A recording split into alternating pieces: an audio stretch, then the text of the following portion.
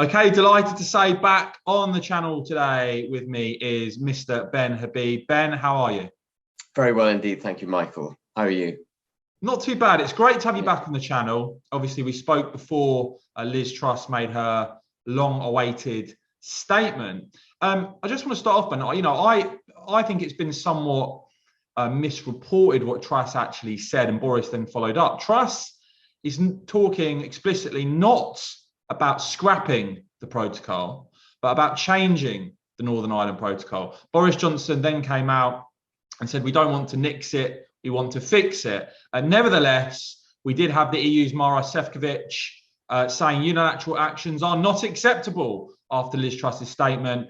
And in the full EU statement that went out yesterday, it read, should the UK decide to move ahead with a bill disapplying constitutive elements of the protocol as announced today by the UK government, the EU will need to respond with all measures at its disposal. Ben, what do you make of all of that?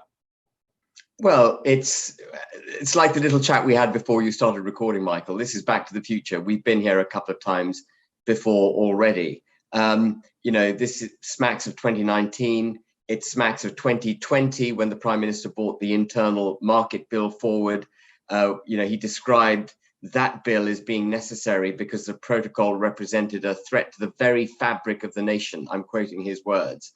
And then he dropped the internal market bill provisions for Northern Ireland under pressure from the EU. And then in 2021, he repeatedly said we wouldn't hesitate to invoke Article 16, and all we did was hesitate, Article 16 being the provision by which we can suspend the protocol. And then we had Lord Frost come out with a command paper, and it's very important to recall this. Last July, Lord Frost came out with this command paper of demands, which he actually had transcribed into legal text, ready to go to Parliament.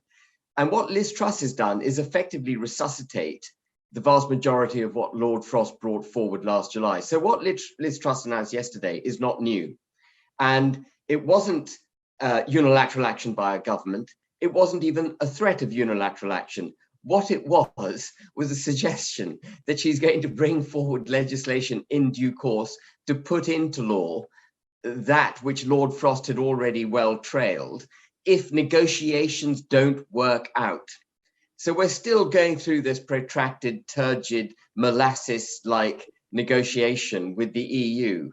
And again, as you rightly pointed out before this started recording, even if she does bring legislation forward, Michael, it's got to get through the Commons, and there are 136 Tory party MPs who voted Remain in 2016.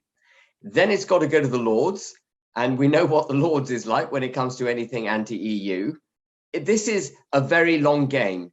One thing you didn't mention, which I do want to mention, is an article that the Prime Minister wrote in the Belfast Telegraph on Monday, just before he went to Belfast.